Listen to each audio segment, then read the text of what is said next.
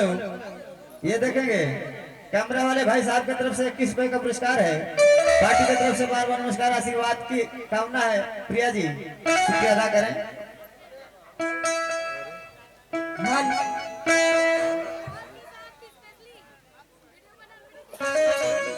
Camera मलिकार का फरमाइश बा कि बबूरा की गाछिया में तेज दे लठिया गाठिया सरकत नहीं है। ये भी नहीं भैया पथे मौत भाई देखा लाचारी ऑफिशियल टू यू चैनल इन बड़े साहबान जी की तरफ से 21 रुपए का पुरस्कार है। पार्टी की तरफ से बार बार नमस्कार, आशीर्वाद की कामना है। मैडम शुक्रिया अदा करें कि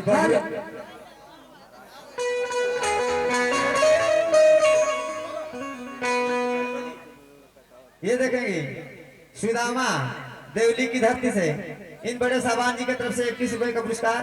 पार्टी की तरफ से बार बार नमस्कार, आशीर्वाद की कामना है। मैडम शुक्रिया करें। बबूरा के गछिया में अरे पड़े रे जसरद होगा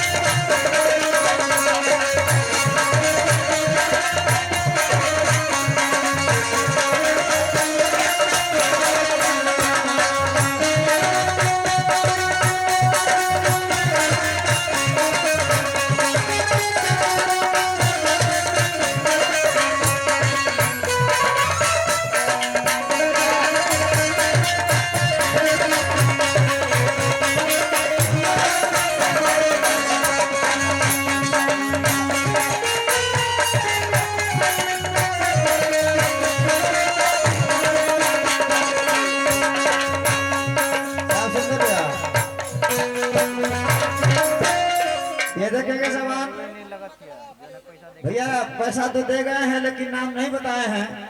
तो उन बड़े साहबान जी की तरफ से 21 रुपए का पुरस्कार है। पार्टी की तरफ से बार बार नमस्कार, आशीर्वाद की कामना है। प्रिया जी कोई अपने मुखार में से बढ़िया सा शुक्रिया अदा करें। हमारे मार्शल लेकिन देखिए हर शीशा टूटे भूल मच जाए